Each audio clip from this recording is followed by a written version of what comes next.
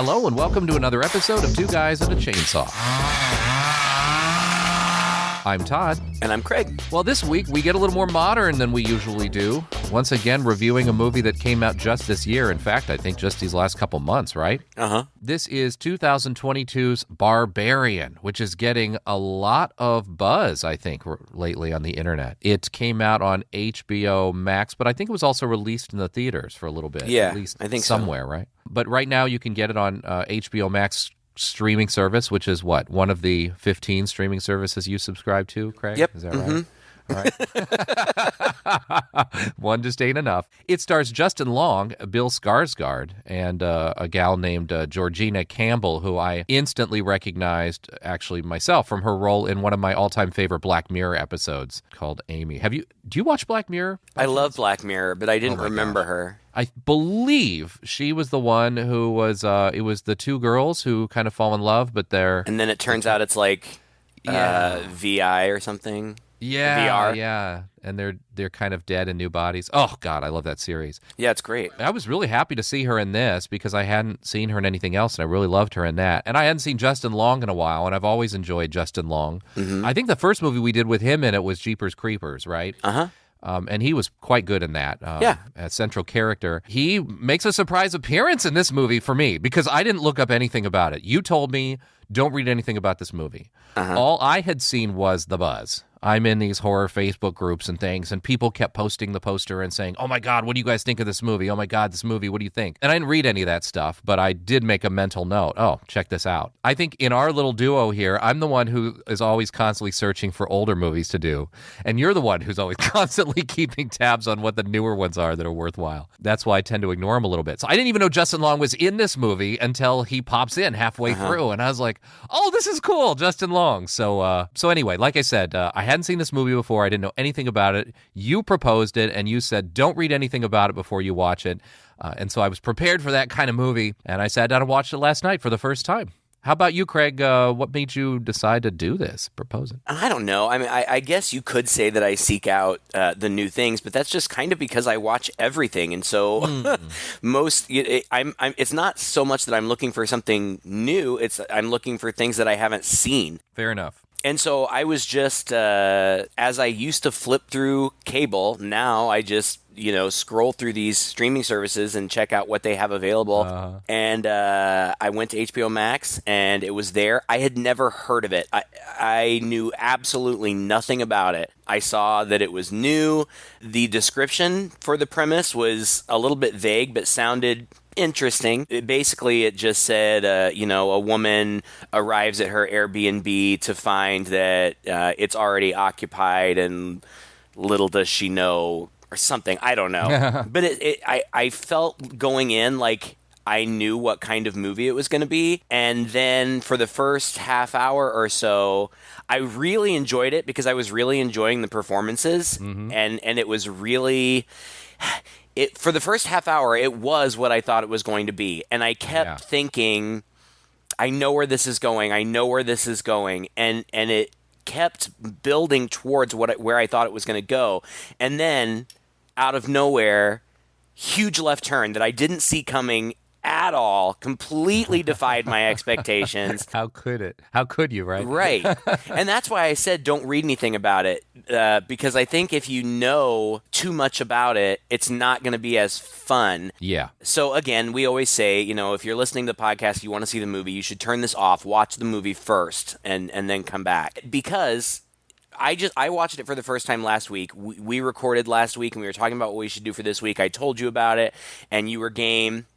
And so I told you not to watch it. So then this weekend I watched it again, and it doesn't have the kind of rewatch factor that some movies have, because I knew what was coming. So that shock value, that surprise value is gone upon a second viewing. It's still a good movie. I think that it's well made. I really like the performances a lot. I think that the cinematography and direction are really skillful. Oh, yeah. So overall, I think it's a really good movie, and I highly recommend it. But if you can avoid reading anything about it or talking with people about it before you see it, I think you're going to have a more fun experience. Yeah, I completely agree with you. I have to admit, like I just thought it was an intense experience almost from the beginning to the end, but especially like you said, the first half hour.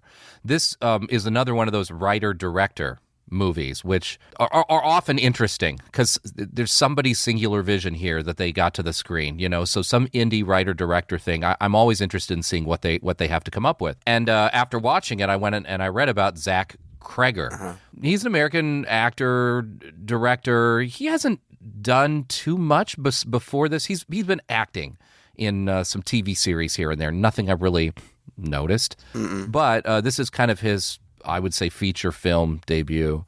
And it's quite skillful in the direction. And when I went and I read about the background of him actually writing this, I was super personally excited, because he sat down and wrote this script as an exercise. He wanted to write a 30-minute script after reading a book that I love and read years ago called The Gift of Fear by Gavin de Becker. This is a book that actually my wife read first. The minute she read it, she said, "Todd, you need to read this book. This book explains everything about how women feel." So I was like, okay, sure, I'll read it. And I read it, and I was just blown away. Just real briefly, Gavin de Becker is a guy who himself was a product of a pretty abusive household.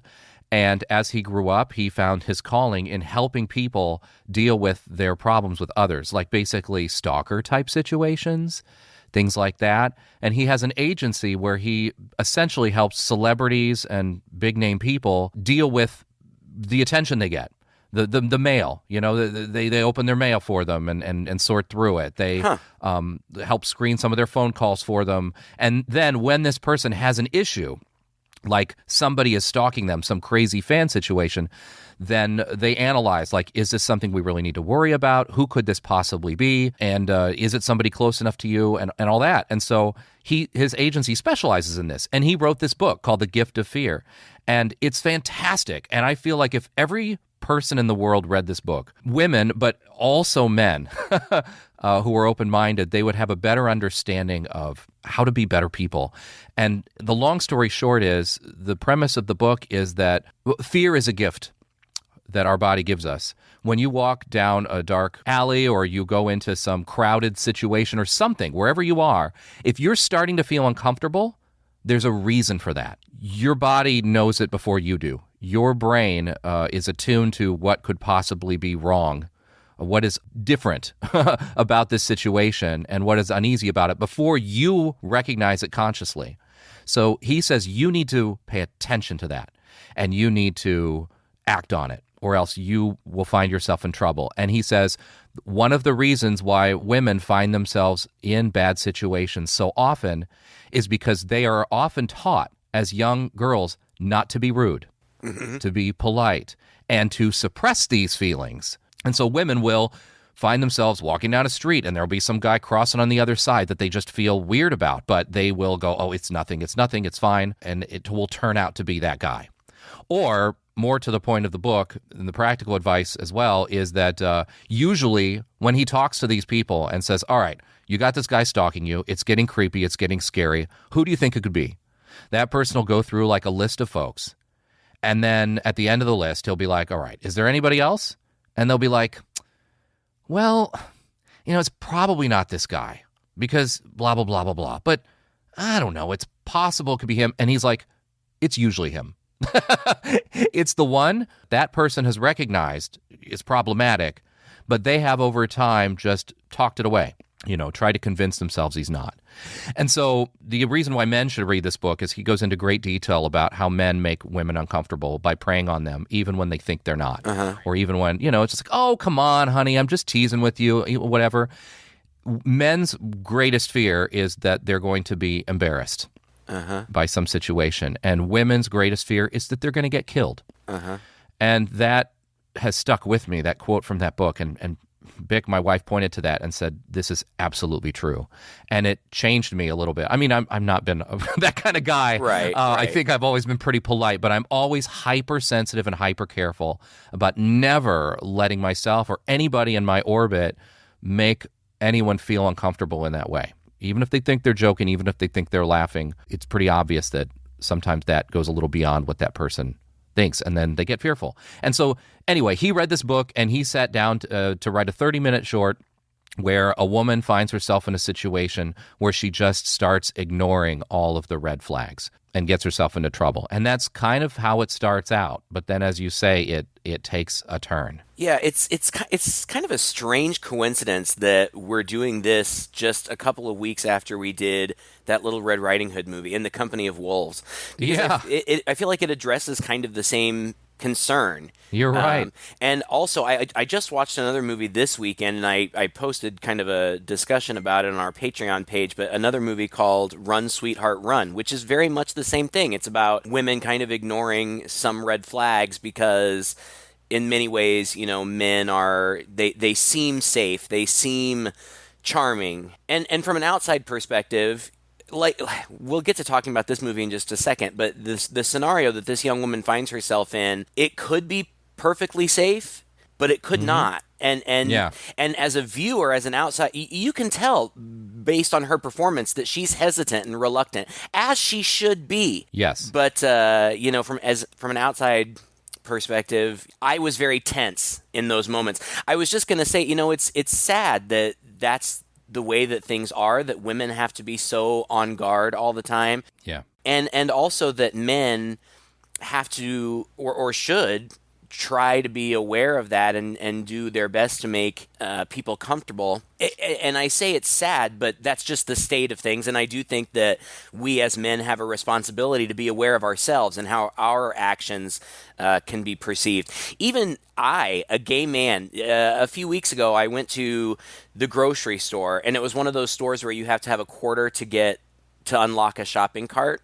Mm-hmm. And I didn't have a quarter. I had 25 cents. I had 2 dimes and a nickel, but I didn't have a quarter. And there were 2 young women, I assume probably college-age women, shopping together, unloading their cart in the parking lot. And this was broad daylight, and I went to ask them if I could give them my 25 cents in exchange for their cart. But even as I approached them, I was thinking, this could make them uncomfortable.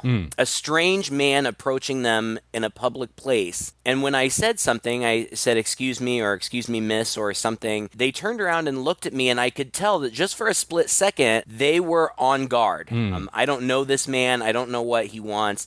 And then, of course, they were polite and gave me their cart, and I gave them 25 cents, and we all moved on with our lives. But even in just innocent, simple moments like that, I think women have to be very much aware of their surroundings, and it's unfortunate, but it is the truth of the world, because there are dangerous, predatory people, not just men, but there are dangerous, predatory men out there, and I think that's what the first part of the movie deals with. It starts out, it's a rainy night. This young woman, beautiful woman, Tess, played by Georgina Campbell, as you already said, pulls up to the outside of, it's nighttime, a small house, looks like a small suburban house with a small front lawn, looks like a fairly nice place, and she checks her email for her Airbnb confirmation information, and she has like a code for a lockbox that the key will be inside, and she struggles with it. She memorized the number wrong for a second. Eventually she gets it open and there's no key in there, and she calls the property manager, but she just gets a voicemail. So she goes and she's sitting in her car trying to figure out what to do when she sees a light on in the house. So she goes back up to the house and knocks on the door, and this man opens the door, and it's Bill Skarsgård. And Bill Skarsgård, played Pennywise in the new It movies. But he's done a lot of things. He's launching what appears to be a very successful career. And he's tall, and he's handsome, but he's also kind of got, he played Pennywise, for Pete's sake. He's got kind of a I don't know. There's creepy just something eyes. About his face. Yeah, there's something about his face that could potentially be a little bit frightening. But he opens the door. It seems like she's awakened him from sleep. He's kind of groggy. Yeah. I'm sorry. Who are you? What? Who are you? This is 476 Barbary, right? I don't know. Yeah. I think so. You don't know? No, I don't live here. I'm renting this place. It's the middle of the night. I don't have it top of my head, the address. No, I'm renting this place. What? I'm renting this place. I booked it on Airbnb like a month ago. I booked it on HomeAway. You're fucking kidding. Wait, are you sure you have the right place? Yeah, my email says 476 Barbary. That's here, right? And my code works for the lockbox. I'm supposed to be in here. Did you try and call someone? Yeah, no one answered. And you sure you have the right date? Look. Yeah, I mean, it looks right. Fuck, this is unbelievable. What am I supposed to do? I don't know. Why don't you come inside and we'll call these idiots. And right from the beginning, red flags are going off in my mind. Don't go in there.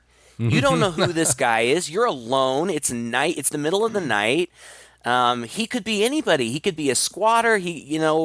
Anybody. For whatever reason, she decides to go in. And then it's kind of everything seems to line up. She checks his confirmation information, and it looks legit. They booked through different agencies, but his stuff looks legit. He's being nice. She runs into his wallet while she's in his room. His name is what it says it is, and what he said it was, and also it's really cool because she's locking the door every room she goes into. She's obviously being cautious, right? Even as she's doing this stuff, and the camera is very clear. I mean, actually, I really like the cinematography in this movie. It's very punchy. It very much wants to direct our attention very quickly to things that we need to. It doesn't zoom, but it's got these fast dolly shots sometimes and these quick close-ups.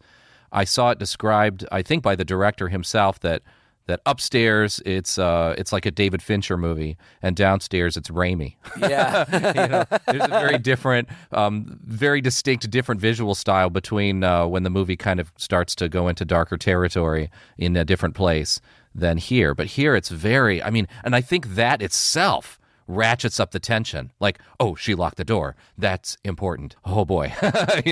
All of these things really add up to increase the tension as we walk with her through this and think, like you said, what would we do in this circumstance? Oh, maybe don't do that. Oh, yeah, he might be okay, but okay, good. At least you locked the door. All right, fine. Oh, he checks out on, all right, and maybe he's not lying. Then he's being sweet to her, He offers to make her tea, but she doesn't drink the tea, and that's, the first thing in a horror movie. Don't drink the tea, right? All right? She doesn't drink the tea, but then later he notices she didn't drink the tea and says to her, there's a bottle of wine here. I want to have a drink, and if you want to drink it with me, I noticed you didn't open the tea, so I was going to open it in front of you just so you're more comfortable.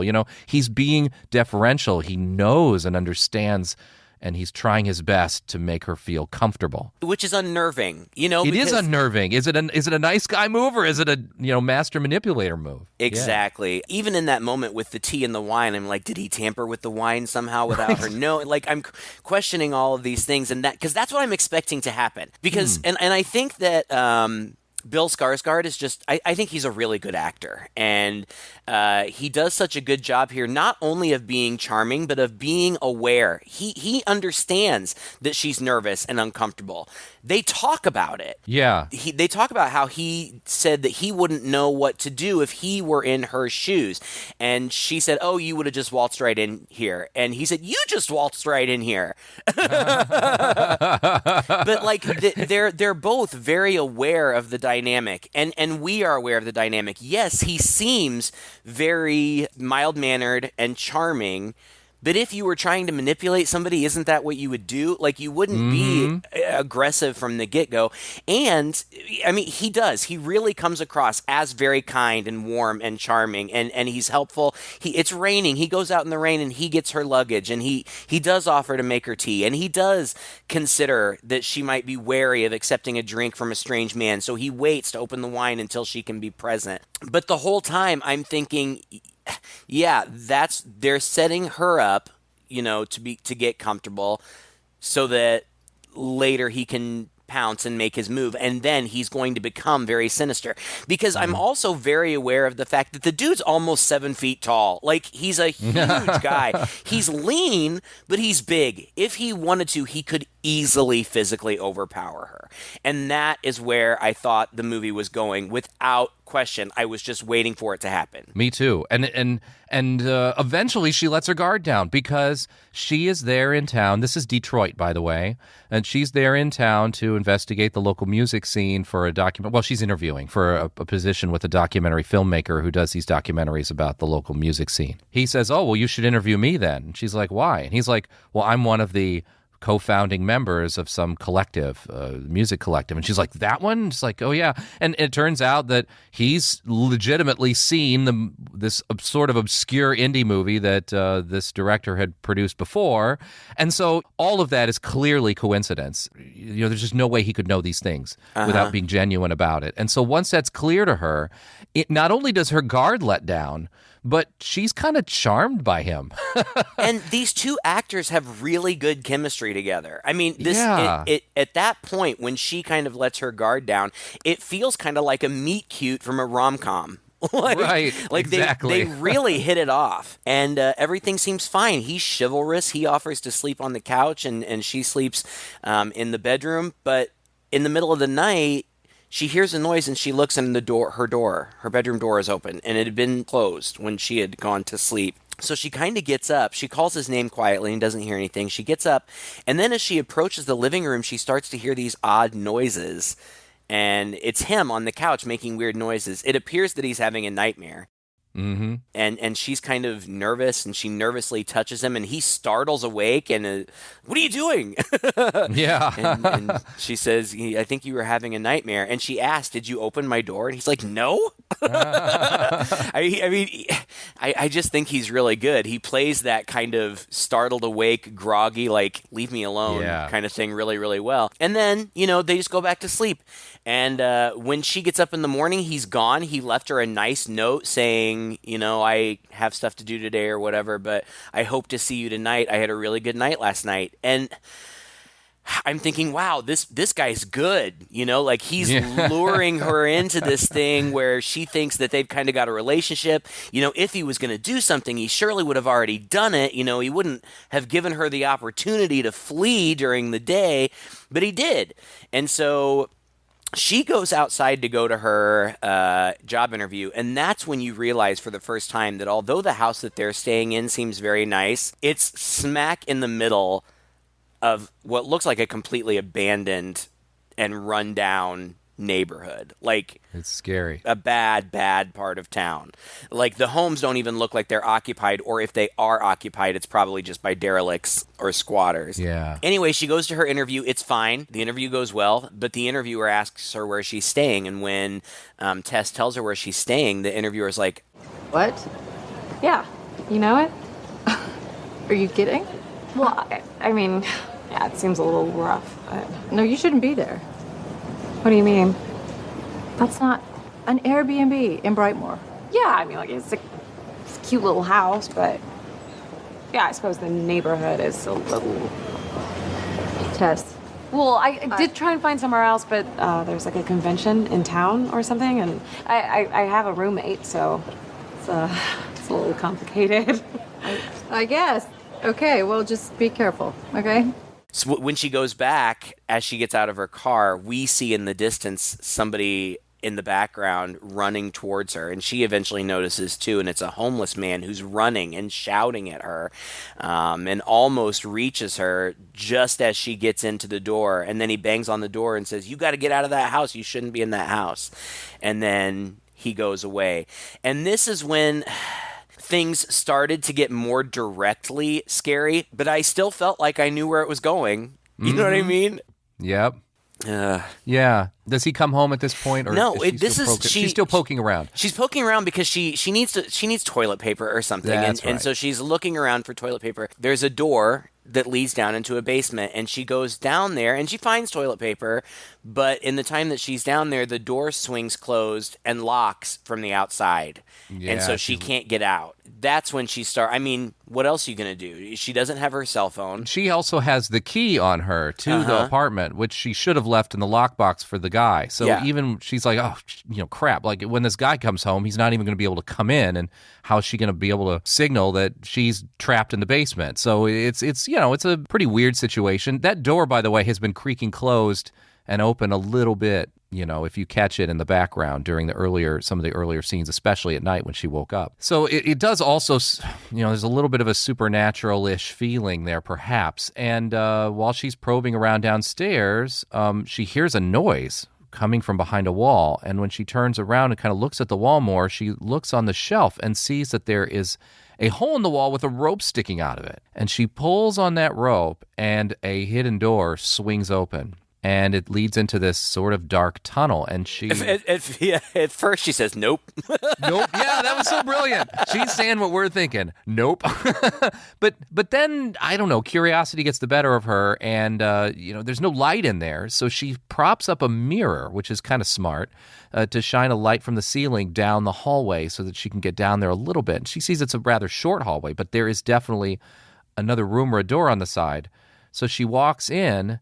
And sure enough, when she makes this little left in this hallway, there is a room, and it's creepy. Yeah. It's a bed with a bucket on the floor and a video camera set up in the corner. Yeah, and it looks like, she says later, I think, it looks like a dungeon. And it does. I mean, we say a bed, but it's just a dirty, disgusting mattress on like a metal frame. And then the bucket looks disgusting, and a video camera set up pointed right at the bed. Like, yeah, this is bad. This is not cool. I mean, you're thinking all sorts of things. Obviously, torture, horror movies, stuff like that. Also, I keep thinking about real life stuff. Like there was a year, I don't know, probably 10 years ago or 8 years ago, where suddenly we were finding little suburban neighborhood guys who were keeping women locked up in their basement for decades. For decades, and so you're thinking, oh God, is this a remnants of that? Is this still going on? Is this that guy? Somehow he's got something set up down there. It's really... The movie starts to take almost a complete left turn. Not completely, because you're still wondering, maybe it's this guy. Oh, gosh. I thought it's him. I thought it's him. He's a bad guy. And so she kind of gets out of there and bangs on the window. Because he's there. He showed up.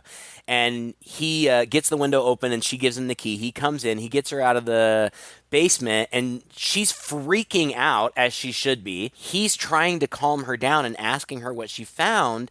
And she tells him, and he's like, well, wait, don't leave. Let's figure this out. And he even says, look, I'm sorry that I'm not panicking because of what you saw, but I haven't seen it.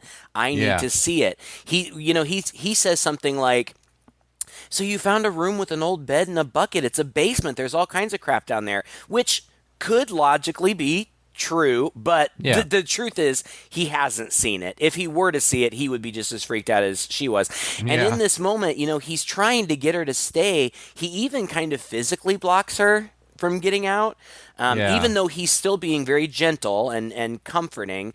I'm thinking, you need to get out of there. Don't trust this guy, because he says, just let me go check it out, and then we can leave. And so he goes down there, and he's down there for a little while, and then she goes to the door of the stairway and calls down to him, and he doesn't answer. Well, at first he does. At first she says, "Are you there?" And he's like, "Yeah." There's like a very faint yeah. But then she waits a little longer and yells a few more times, and you're right, he doesn't answer. So, and I'm thinking, don't go down there. Like this is so obviously a trap. He's down there waiting for you. The second you get down there, he's gonna grab you and lock you in that room, and then we're gonna have to watch you be tortured for the rest of this movie. Right. But she does go down. She almost locks herself in there again, but catches it at the last minute and props. That was a good moment. I like these little moments in this movie. This movie was good with these kinds of moments. where it just kind of subverts your expectations a little bit. Like, oh, she's going to get trapped down there again. Oh, no, actually, she's smart. She ran up there in time. And this happens. She moves slowly, so the tension is building. It's a very, very. It's not like she's running around. She's very slowly moving, looking around for him. She goes to the room. He's not in there. She steps back out into that dark, creepy hallway and kind of looks around and realizes that on the other end of the hallway, there's another door that neither she nor we had previously noticed. Yeah, it's even more hidden. It's like at the end of the wall, yeah. And when she opens that door, it leads to more stairs going even further down into what, I don't know. I did not know what to expect. It's like a mine. At this point, you're like, oh, God, all bets are off. We have no idea. And he's now faintly yelling, help me. Very faintly. Like, it sounds like he's hundreds yards away. Where is he?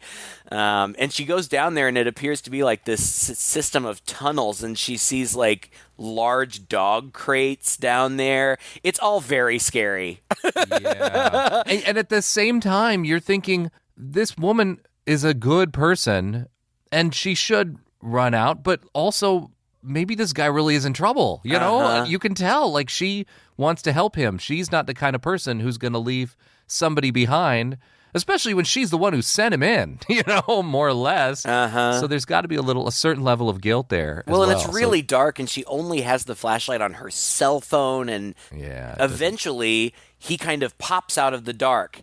And for a split second, I didn't know. I still was thinking he's going to grab her. But he doesn't. He just says, we have to get out of here. And she's like, what's going on? And he says, there's somebody else down here. And he's whispering, and he's obviously scared. Why did you come down here? Someone else is down No, here. why? Why did you come down here? Someone else is down here. What? Someone bit me. Okay, we need to go. We need to get out of here. We need to get out of here. No, don't go there. That's where they were. That's the way out. That's where they were. Come. No, please stop it. Come this way. Stop it. We have to come this way. Tess, we have to come this way. Someone's down. I'm not going back. When out of the darkness behind him comes this lumbering, naked person with long, stringy black hair. It happens really fast, and it's dark, and you can't really see what's going on. But whoever this person is grabs Keith by the head and just smashes his head against the wall, like just totally destroys his head. Repeatedly. Oh, it's gross. And boom, cut to bright sunny daylight along the coastal highway. Oh, what a jarring scene. I have to admit, I was really happy for the let-up intention. I had been on the edge of my seat for a good 15 minutes, before this. If not, to some extent, the whole movie before this, really. And so I was very grateful for this bright, sunny, okay, oh, all right, we got something else going on here, but also completely puzzled. They just brought this new guy in out of nowhere, completely new scene, driving out, obviously not in Detroit, and it's Justin Long. And he's singing and having a good time. Like, yeah, I was so shocked. For a couple of reasons. One, I thought Keith was going to be the bad guy. I was positive. And then two, I never would have thought that he would have gotten killed off 30, 40 minutes into the movie. He's a big movie star. I figured, he's the star of this movie, or at least one of the stars of the movie, and here he is brutally killed within the first half hour. I was so shocked.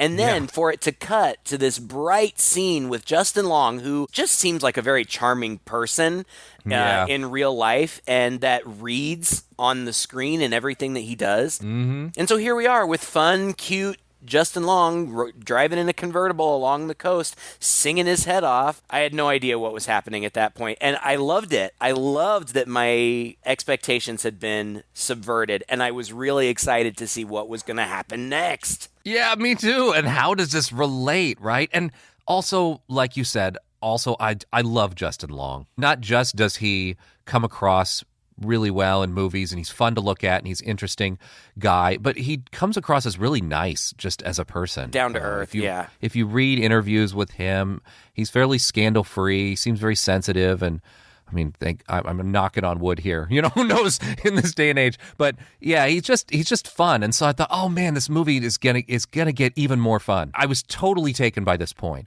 And as he's driving on the highway, he's chatting on the cell phone with, I guess, his agent. It turns out he's an actor or something. There's a problem with an upcoming project, and there's two people on the line, and they're delivering bad news to him that not only has he been pulled off of this project, but there are going to be allegations of sexual harassment towards him. And you can just see it. He's stunned. He doesn't know what to say for a little while. You see things are turning in his head. And of course, I'm thinking, did he do it? Did he not? Maybe he did. Instant drama and intrigue coming with this brand new character that we've seen for 5 minutes. Well, and it seems like I'm guessing that it's probably his agent and his lawyer. Yeah. And they kind of try to ease him into it, but then when he gets because he's mad. I was the first to be attached to that. She came on after me. Okay. I recommended her. AJ, I think honestly you just need to calm down. I think we should tell him the other thing. No, I think right now he just needs to cool down. What other? It's not important, AJ. You just have to relax. No. Fuck that. What other? What else? There's going to be a story tomorrow in the Hollywood Reporter about this. About what? About me? Are you kidding? The allegations are very serious. Yo, what's she saying I did? Is she saying I raped her or something? AJ, why don't you just calm down? No, Okay. What the fuck is she saying? Yes. She's saying that you raped her. AJ, are you there? I gotta call you back. And pulls over to the side of the road. And yes, I'm wondering, did he do it too? I think that this is brilliant casting. The director offered the role to Zac Efron, which I also think would be an interesting choice, but yeah. I think that this is even better because we are so used to Justin Long being a good guy, a nice guy, a sweet guy. And it seems that from the time that we meet him, he seems very charming. Mm-hmm. And so then, of course, you're questioning yourself. Did he do it? He meets with his financial advisor who basically tells him that within a couple of months, if he can't find work, he's going to be penniless. And he says, you've got those properties in Michigan. He says, I could sell those. And the guy's like, well, yeah, you could, but it's not like those are really hot properties. That might buy you a few more months, but that's it. Oh, and by the way, I'm dropping you too. I think that this is very true of today. Yeah. When serious allegations like that are lobbied against a person, people want to distance themselves. They don't want to have anything to do with somebody who could potentially be caught up in something bad. I mean, you have no help, right? You're really on your own in these circumstances. And so he flies to Detroit, which his lawyer says is a terrible idea. And Justin Long says, well, I'm not under arrest. He's like, I'm not fleeing. I'm just, I'm coming here to do business, to do some liquidation. He's like, am I going to be arrested? And his lawyer's like, it's definitely a possibility. Mm-hmm. And he says, let me just call this woman and clear things up. And the lawyer says, under no circumstances will you call this woman. And so then he's in Detroit. He's going to liquidate one of his properties. He drives there. And of course, it's the house. Yeah. From the first part of the movie. And both Keith and Tess's cars are still parked in front, which you would think would kind of tip him off because they're completely out of place and they're parked directly in front of his house. Yeah. But he goes up and I think the door is unlocked. Like he checks for the key, but it's not there. And I think the door is unlocked because he just goes in and he kind of makes himself comfortable, but it doesn't take long before he realizes that there's something up. He notices that the basement door is propped and then he finds luggage. He finds their luggage. And it's great, too. He's like, what the hell? Like, he's got a great attitude and affect. And he's acting like a normal person like this guy would be in the movie, I think. He just plays this so well. I saw an interview with him, and he talked about playing this role. You should look it up online. It's really cool. And one of the things he says is, he says, I'm not really a method actor. I'm not a guy who can just jump into a role. He says, I've heard stories of Leonardo DiCaprio, how he can be playing a video game and then press pause and then jump in and do this amazing scene in character and then just come back to his video game and start playing it again. He's like, I'm not that guy. So, but he is so good as an actor, and he feels so natural in this role. And you're thinking, okay, what is he going to find this stuff downstairs? Does he know about this? I can't remember if it's now or later. No, it's now that he goes out, right? Hangs out with his he friend. Talks to his mom on the phone, and he's talking to his mom saying, she's a lying bitch, and the mom's like, oh, you shouldn't really talk like that, whatever. But I feel like it just kind of starts to expose more of his true nature. But then when he goes out, a friend calls him, and he goes out, and they meet at a bar, and the first thing the friend asks him is, did you do it? Mm-hmm. And his response, oh man, it's just it's so weird coming from Justin Long. Dude, I'll be real with you. That's all I'm asking. That's the only thing Let me be real with you. We did, okay? Right? She just took some convincing is all. That's it. Okay, but what the does that mean, though? Like, I mean, was she like, did she say no? I mean, like, no, stop? At first, but like, I wasn't like, come here, bitch, I'm gonna rape you. Right. It was like, in the beginning, she was like, no, whatever, but like, and then we started fooling around more, and then she was down, like, fucking really down. I'm a persistent dude, right? I'm like, eye of the tiger, yeah, and she came around, and that's it. That's what happened, straight up. It sounds really fishy. It's so shady. Everything he's saying, you're like, oh God, he did it. Yeah, he totally did it. Mm-hmm. So then that question is answered, and I'm thinking, in my kind of movie analytical mode, I'm thinking, okay, this guy's going to get it too, because now they're setting him up as an unsympathetic character. When he gets home from the bar, he does call the girl. Of course, she doesn't answer, but he leaves a drunken message just saying he's sorry, and if he did anything that offended her, he's sorry, and he'd love the opportunity to apologize actually to her, not just a recording. And what he's saying, that's another thing that makes it so unsettling, because he sounds sincere in that, he thinks that he may have pushed a little too far and offended her. Dude, you raped her. Like, that's not something that you're offended by. But I feel like that's just a really, it shows his character. Like, he really didn't think it was that big a deal. But you can see, like, the remorse, right? And I don't know. I don't think so at all. No, I just think that he's upset that he's in trouble. Caught. Yeah. Yeah, that could be. Yeah, it could be. Yeah. I mean, I don't know. I felt like there was a little bit more of like this guy, and look, it's no excuse. Absolutely no excuse. But I thought that there was just a hint of genuine, perhaps, unawareness in him. Like he's trying to talk himself out of something he kind of knows he did. Okay, and you know what? I'm not going to make excuses for this guy. I'm sorry. Yeah, I did not find him sympathetic at all. At that point, I'm like, this is a bad dude, and he's probably done it before and gotten away with it, and that's why he didn't think it was any big deal. What happens next, I think, is quite hilarious, and again, paints his character in a different light. He comes home back to the place, and he's going to be putting this up on the market to raise money for his legal offense, and so he goes downstairs. He discovers this little room dungeon with the dungeon and he's not, you think, oh God, well, he's going to be disturbed by this too. He goes back upstairs, and the first thing he does is Google Dude's basement square footage add to total square footage of the house. Right. He's oblivious to the fact that he's got this creepy dungeon in his basement, and he immediately goes down and starts measuring it. Mm-hmm. With the tape measure, gleefully measuring it, like, oh man, I'm going to get more money out of this. Then he finds that other door, and he sees that creepy thing downstairs. I'm thinking, okay, well, surely he's disturbed by this. No, he takes a tape measure to the top of the stairs and is measuring down the stairs, down the hallway. It's really funny.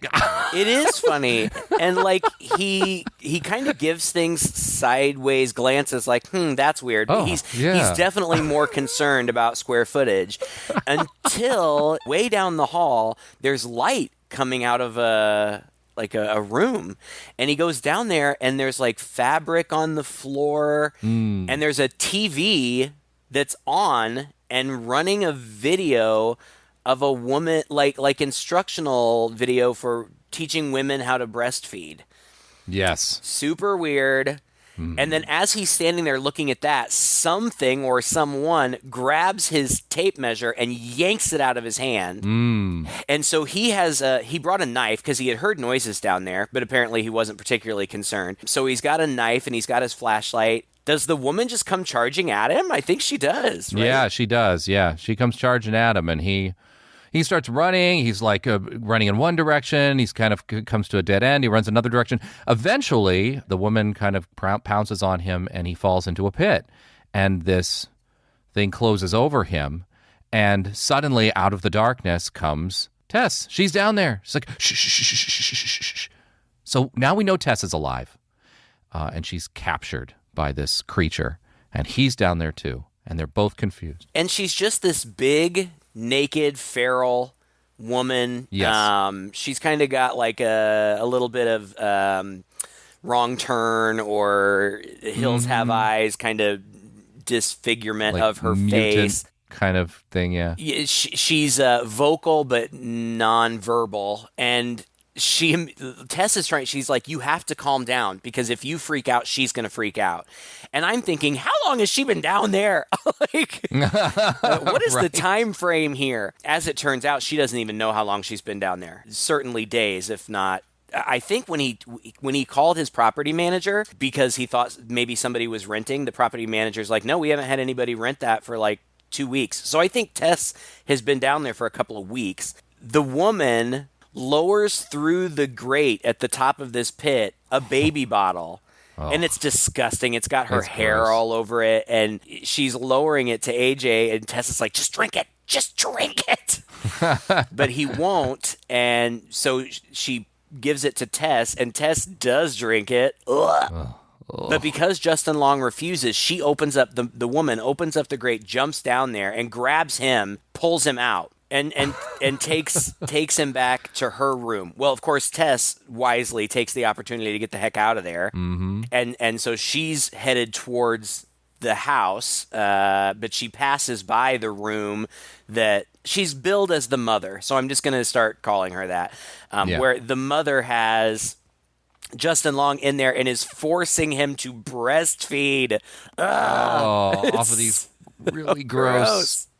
Oh, this was so funny, too, when it's disgusting. And Justin Long, in his interview, was talking about doing this scene. And he said, you know, the actor who played the woman is actually a man. Yeah. And he's a pretty good actor. He's well known. He's done a number of other movies, has played in makeup in a lot of them. He's quite good in this role in this film. He is good in this because ultimately he's sympathetic. The character is sympathetic. Yeah. Matthew Patrick Davis is his name. A handsome man. I'm looking at his pictures. Nice looking guy. Yeah, he dirties up well, I suppose. And he was like, you know, filming the scene was, of course, very awkward because you're riding a fine line here between making this kind of a little ridiculous or silly or being a little campy or funny or dumb. And so he really struggled with this, trying to make it right. And he said, of course, he's trying to build up his emotional level. It's hard to do. He said horror movie sets are rarely actually scary. You know, they're just full of people and you're surrounded and all that. So he's trying to build up this intensity and trying to do this scene, which is difficult. And in between takes, Patrick is being super sweet to him. He's like, are you okay? Is everything all right? Do you need anything? And he says, which, number one, is weird coming from this guy in this disgusting mother evil makeup, but also is kind of taking him out of the moment. Like, it's hard for him to get so worked up again and start to be afraid when he's being so sweet to him. But yeah, he said this was definitely a challenging scene to take. And again, it could have been very different. Instead, it's gross and utterly terrifying. The filmmaking here is just fantastic. Yeah, and I don't remember at what point, because I know that she gets back into the house, into the basement of the house, but she's locked in the basement again. So she goes to the window and starts crawling out the window, and the scary homeless guy who had been chasing her before grabs her and pulls her out just a split second before the mother appears at the window and reaches out for her, but doesn't get her. And then the mother just slinks back into the darkness. And the homeless guy says, I told you not to go in there.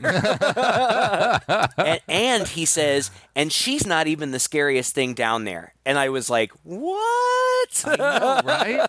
And then is this when it cuts away? Because eventually it cuts to another scene. Like the same kind of jarring cut as before. It jump cuts to the same house, but clearly at a different past. time because the neighborhood looks nice. It looks like a very nice small suburban neighborhood. It's like in the 80s when when the auto industry was booming, and I actually lived in DC at this time. Detroit. I'm sorry. Yeah, I lived in Detroit at this time. It was very optimistic, and everybody was making money working in the auto factories and things like that. It was different than it is now. A man comes walking out of the house. We find out his name is Frank, but he's played by Richard Brake, who is so recognizable. He just has a very recognizable face. He's very tall and lean, got a gruff face.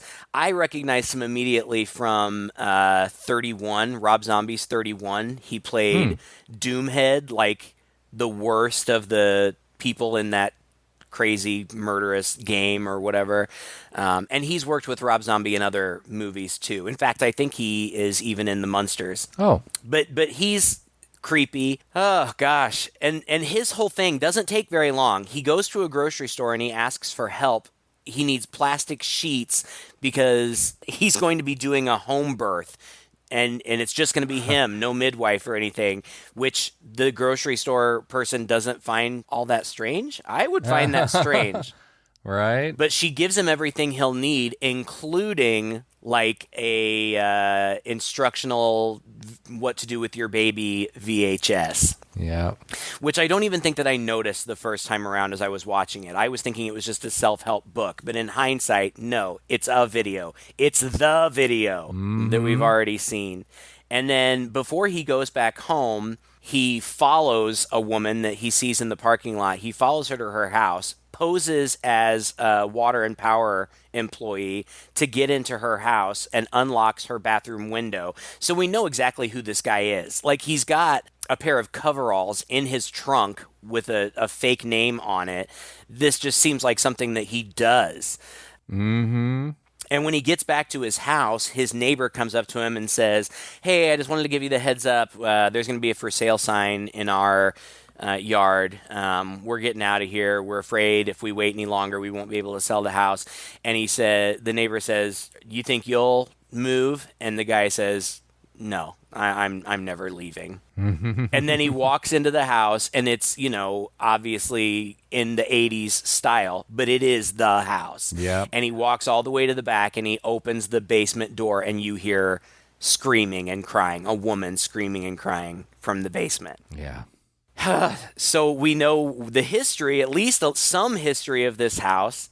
But when we come back, she has gotten out, and she finds a gas station, and she calls the police, and they don't take her seriously at all. They take her back to the house, but because she's all dirty and she can't provide any identification, they think she's just some crackhead, and they totally disregard her. Yeah. And leave her there alone. The homeless guy comes back and says, "You got to get out of here," because she comes out at night. But she says, "But there's somebody else down there. I have to help him." She waits, I guess, till nighttime. And then the mother comes running out of the house, and she plows the mother into the side of the house with her car. Yeah. And it seems like the mother dies. Yeah. So she goes in looking for Justin Long. Meanwhile, Justin Long is exploring around down there and comes across another room with an old sick man in a bed. Yeah. And it's the guy that we had just seen. It's Frank, but obviously he's aged 50 years or however long it's been. And he's old and decrepit, and he doesn't talk or anything. Everything down there is disgusting. And I didn't notice the first time. I did notice the second time. There's a whole bookshelf loaded with VHS tapes. Mm-hmm. And eventually, before AJ notices the tapes, he says to the guy, "Don't worry, I'm going to get us out of here. The cops will be here any minute." And when he says that, Frank gestures towards something on the nightstand, but AJ can't figure out what it is that he wants, so he just moves the nightstand over next to him. And then AJ goes and starts looking around, and he finds the shelf with all of the videotapes on it, and they all have like either women's names or descriptions, like redhead from the gas station or puker or things like that. And he pops one in, and we just see the light from the television illuminating his face as he's horrified by what he sees. And he turns around, and Frank has pulled a gun out of the nightstand, and AJ's like, no, wait. But he doesn't point it at him. He points it at himself and shoots himself in the head. Obviously, this guy knows that if the cops do show up there, he's gone. It's over for him. Yeah. So AJ tries to get out, but he shoots Tess, which I don't understand. I guess he just sees her flashlight and is scared, and so he shoots her. Yeah, I mean, he's coming down that hallway, and she's coming down to help him, but she's not, like, really yelling out. It's confusing, and I'm sure he's just jumpy, and he's waiting for that lady to come jumping out at him, because she should still be down there as far as he knows. Yeah. But she's not dead. She looks dead for a second, but she's not, and he helps her up, and they go out, but as they get outside, the mother is gone. She is no longer pinned to the house. So they don't have a car. His keys are in the tunnels, and he says, I'm not going back down there. She says, I know where to go, because the homeless man had told her that he lives under the water tower. So they go to the water tower. They find the homeless man, and they say, who is she? AJ's like, that's my house. And he says, well, you may own the deed, but that's been his house for the past 40-some years. And he said he used to take women in there, and then he'd make babies with them, and then he'd make babies with the babies. And when you make copy after copy after copy, eventually that's what you get. And she just lives down there and comes out at night. And he's like, but don't worry, I've been staying here 15 years and she never comes here. And as soon as he says that, she grabs him from behind, picks him up. Burst through the wall. Yeah, bursts through the wall, grabs him, picks him up, rips off his arm, and beats him to death with it. Oh, my gosh. That was funny. That was really funny. Funny moment. So AJ and Tess take off running, but they're in kind of like they're fenced in. So the only place for them to go is up. So they start going up the water tower. And when they get to the top, Tess is like, your gun, because he has one. He took Frank's gun. He pulls it out and then fumbles it and drops it over the side. So they're stuck up there, and the mother is coming. She's right on their heels. So, God, I mean, like, I can't say that I'm surprised. It's just, again, it's so jarring to see from Justin Long. He's like, we're trapped. She's going to kill us both. And he says, so I can get away. You're going to have to distract her. So just as the mother gets to the top, he throws her off the water tower. Yeah. Tess. You know, it's funny you say you weren't you were a little surprised, but you weren't. I was the same way, because there's a scene we missed, and I can't remember what it was, but there's a moment where Justin Long's character is sitting, and he's with some other people, and it was right before this. It was with her. And the homeless guy. And he's like, I did a bad thing. I don't think I might have done a bad thing. I'm not a bad person. I can't be a bad person. He's really talking about his remorse back, with over the rape incident. And saying he's going to fix it. I'm going to fix it. I'm going to make it okay. And this is almost like he's redeeming himself by fixing their situation as well. So, he's got this on his mind. Clearly, it's even in this intense moment, this is still weighing heavily on him, and it seems like he's trying to be a good person. And then he does this, which is just the most despicable thing, right? And it's awful, but then also the perspective, I think, kind of shifts. I don't know if we're supposed to kind of be seeing what she's seeing as she's falling, but we're looking up at the water tower, and in kind of slow motion, you see the mother dive off the side. Mm-hmm. And it's a beautiful shot. It just amazing. Looks fantastic. And then it cuts back to him, and he looks over the side, and somehow Tess has landed on top of the mother. Mm-hmm. And they both appear to be dead. And so he goes down and looks, and it turns out that Tess isn't dead. And he makes some excuse, and it almost sounds like he's making excuses to himself. Because at first he says, I didn't have any choice, but I didn't even do anything. You slipped. Like he's reframing the narrative, mm-hmm. not just for her, but I think for himself too. He doesn't want to believe or admit that he did what he did. But he kind of helps her up. But then it turns out the mother is not dead either, which is totally unrealistic. But she gets up, she grabs him, lifts him in the air, gouges his eyeballs with her long, gross, nasty fingernails, and then rips his head just apart.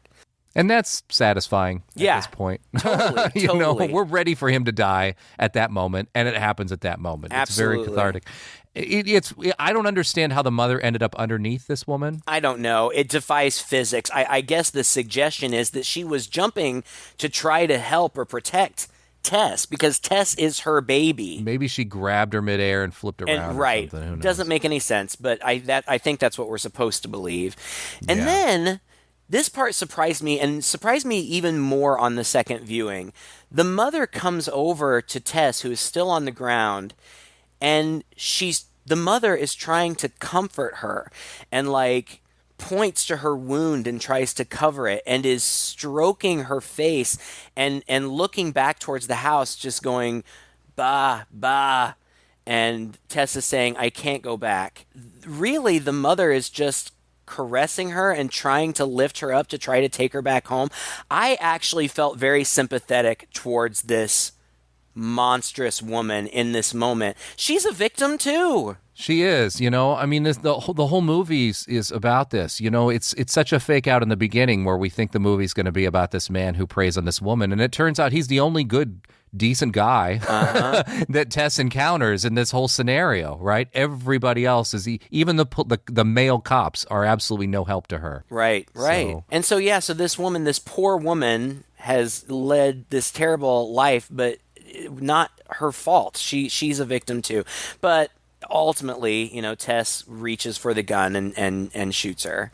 And it immediately cuts to black. And that song from the 60s, I think, Be My Baby, plays. It's really ironic and funny. And there are a couple, it cuts back to Tess a couple of times as you see her picking herself up and the mother's dead body is laying there, and then it goes back to the credits for a second, and then it cuts back to her and just shows her walking away as the dawn comes. And you know, that's it. But ultimately, I just thought it was a really fun ride, but it was the shocking elements that made it so fun.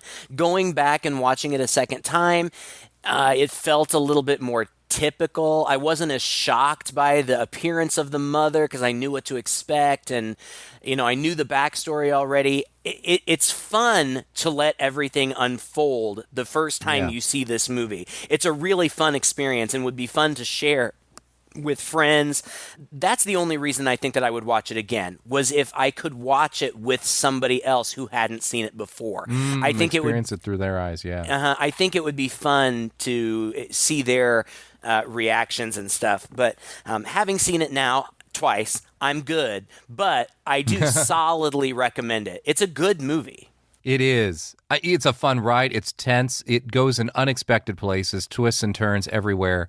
I have to admit, I was a little disappointed when the mom came out at the first bit. And this was my first time through. I was like, oh, it's like a mutant. Now you've shown me what it is that, you know, the mystery's kind of gone and it's going to be one of those mutant things. But then the movie took enough left turns from there on out that, I was like, didn't have a problem with it anymore. Yeah. And it's dark material, like dark, scary, and within the realm of reality in a way. You know, we're not talking about supernatural elements here. We're just talking about this crazy kind of sad inbred victim woman with this guy who does this terrible thing. And like I said, this kind of thing happens. It's in the news. Yeah. So I had kind of forgotten about that, but you're right. It probably was about 10 years ago that there were like 2 or 3 stories back to back about these men keeping, I think, you know, their daughters and then fathering children with their daughters. And, you know, that's such a real life nightmare. And then, of course, these women are found and let out into the world. They have children, you know, by their father. And how do you move forward from that? I can't even begin to imagine. Isn't that like more or less Unbreakable Kimmy Schmidt backstory as well?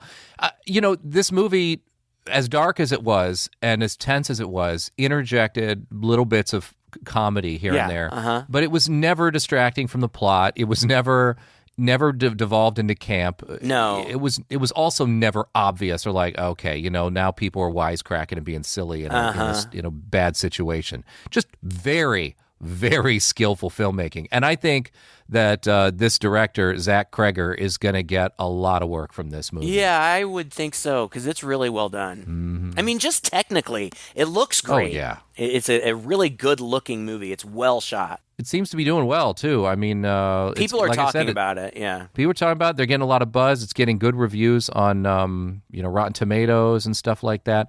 I think financially it's been successful. It was shot for $4.5 million. But because a lot of it's on streaming, there aren't really a lot of figures right now as to what it's making. Right. But, I can't imagine that this movie isn't making a lot of money right now among the horror crowd. Mm-hmm. Well, thank you for recommending it, Craig. Really, really enjoyed it. You guys out there, if you have any thoughts or if you've seen this movie recently, please check us out online. You can go to our Facebook page. That's one of the easiest ways to reach us. But also, you can go to our website, twoguys.red40net.com, and leave us a message there.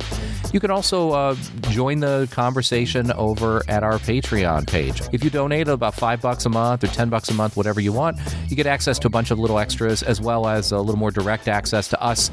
We are quite active with chatting back and forth with our patrons there. We have a Discord that you can access and some goodies as well. So please check that out at patreon.com/chainsawpodcast. Until next time, I'm Todd. And I'm Craig. With Two Guys and a Chainsaw.